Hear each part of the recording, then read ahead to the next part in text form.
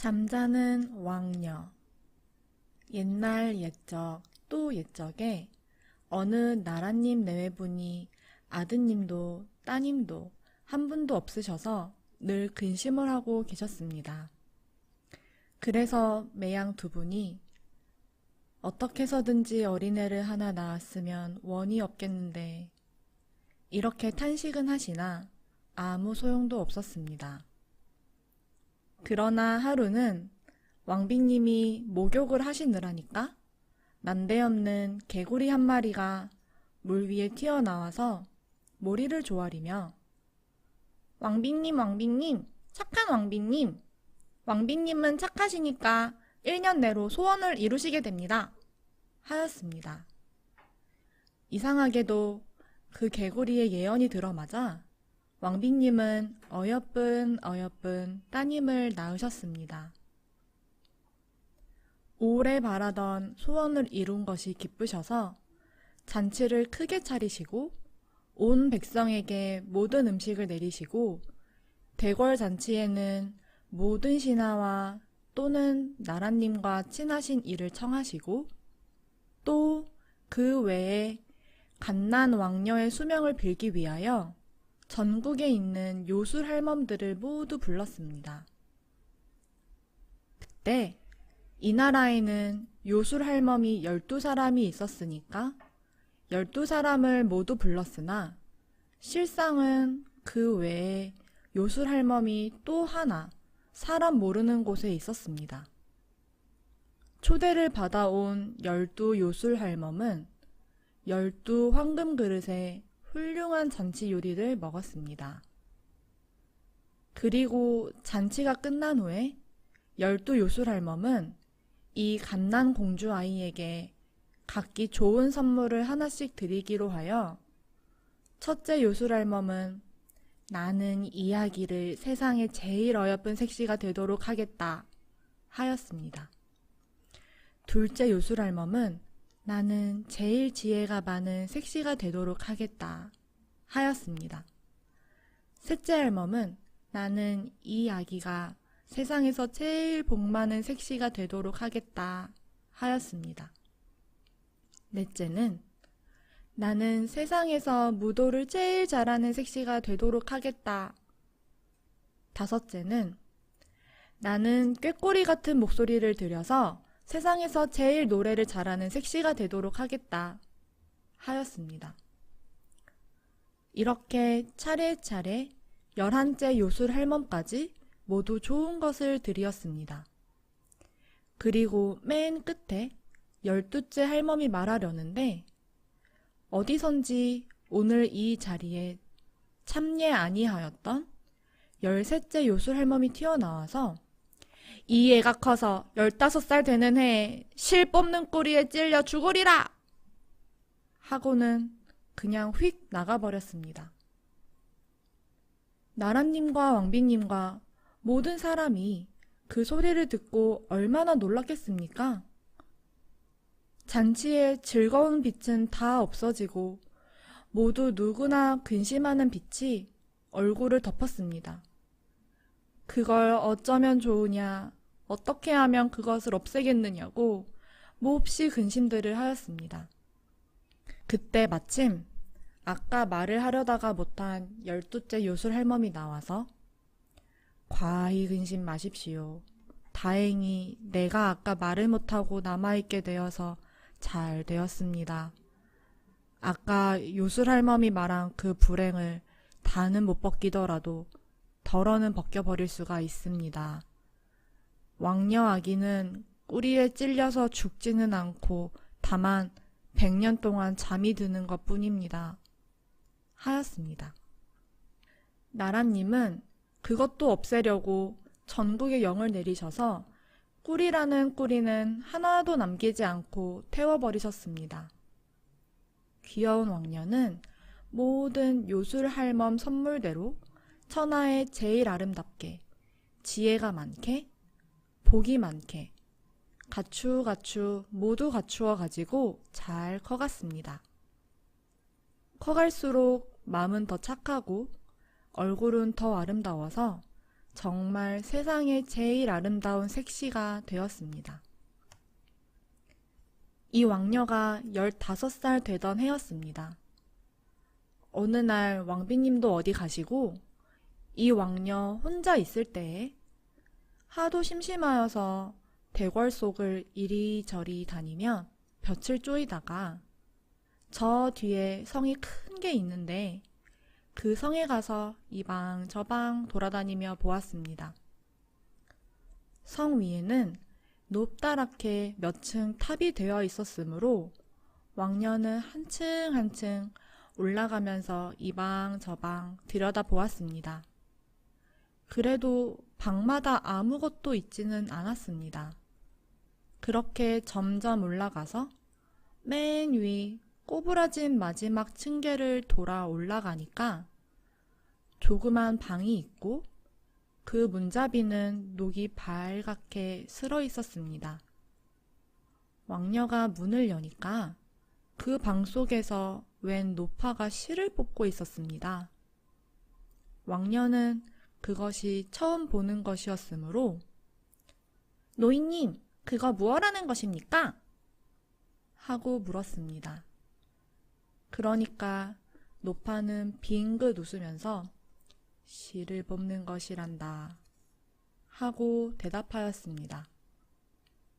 그런데 그렇게 실이 속하게 감기는 것은 무엇입니까? 하면서 꼬리를 들고 실을 뽑으려 하니까 그 꼬리를 만지자마자 그 불길한 예언이 맞아서 왕녀는 그 옆에 있던 침대에 쓰러져 그냥 잠이 들어버렸습니다.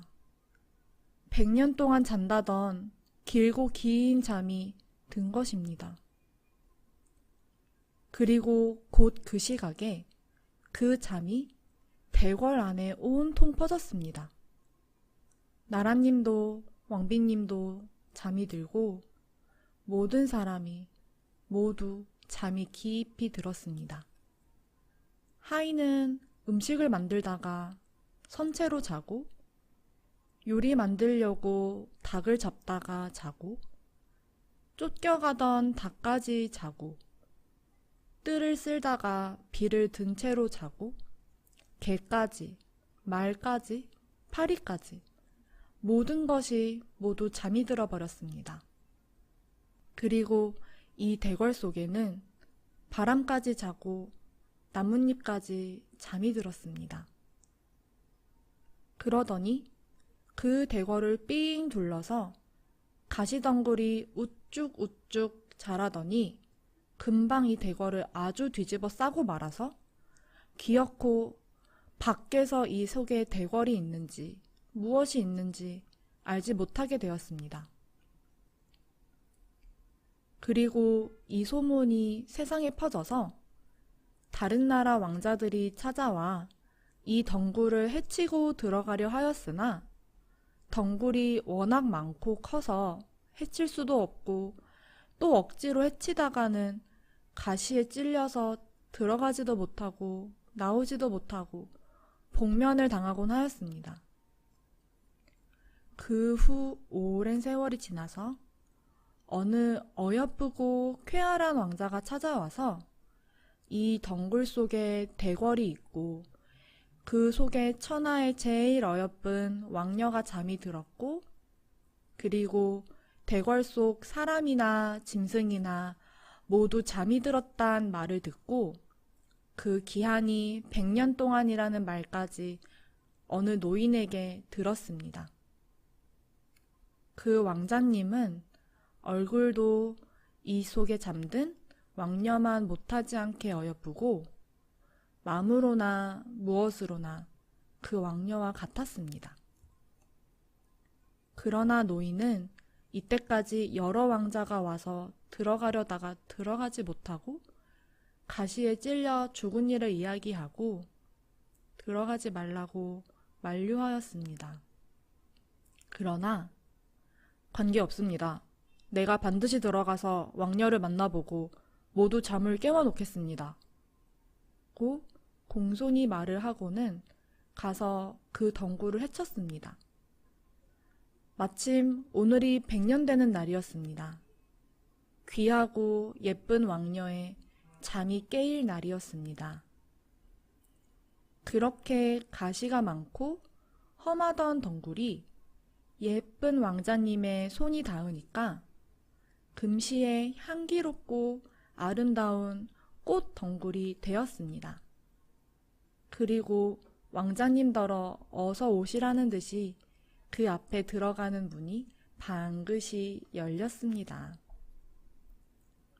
그리고 왕자님이 들어가니까 다시 닫혔습니다.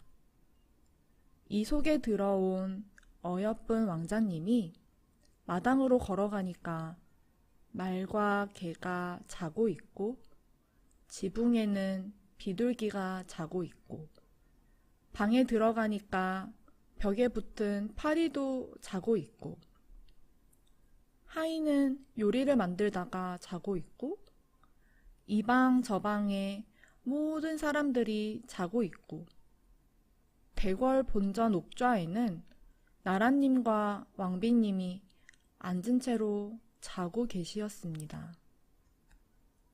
모든 것이 모두 잘 뿐이요 몹시 고요하였습니다. 어여쁜 왕자는 또 뒤성으로 가서 층계를 올라갔습니다. 저 위 마지막 방해를 가니까 침대 위에 그야말로 세상에서 처음 보는 어여쁜 왕녀가 고요하게 잠을 자고 있었습니다. 이대로 그냥 100년을 지나도록 입술은 붉은 대로 살은 고운 대로 어여쁘게 고스란히 자고 있었습니다. 어여쁜 왕자님은 그 왕녀를 처음 볼 때 무언지 가슴에 눌리던 것이 벼랑간 없어진 것 같이 시원하였습니다. 생후 처음으로 가슴이 시원해서 새로 태어난 것 같이 기뻐하였습니다.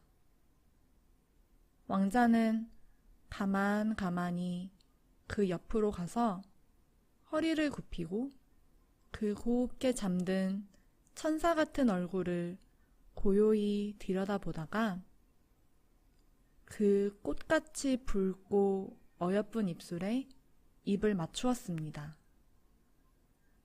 그러니까 왕녀는 눈을 떴습니다. 100년 동안 자던 잠이 깬 것입니다. 그리고 서늘하고 정다운 눈을 번쩍 뜨고 왕자님을 보고는 방긋 웃었습니다. 그러니까 나라님도 깨시고 왕비님도 깨시고 모든 사람들, 모든 짐승들의 잠이 모두 다 깨었습니다. 요리 만들던 하인은 바쁜 듯이 요리를 만들고 뜰을 쓸다 자던 사람은 뜰을 쓸고 비둘기는 후루루 날아 마당에 내려앉고 말은 잠이 깨어 고개를 끄덕끄덕 하였습니다. 이렇게 100년의 잠은 깨고 세상에서 제일 어여쁘고 착한 왕녀는 제일 어여쁘고 쾌활한 왕자님과 성대하게 혼인을 하였습니다. 그때 마침 봄이 와서 모든 꽃이 활짝 피었습니다. 그리고 나라님이 돌아가시고 왕자와 왕녀가 뒤를 이어 다스릴 때에는 그가 돌아갈 때까지 늘 따뜻한 봄날 같았다 합니다.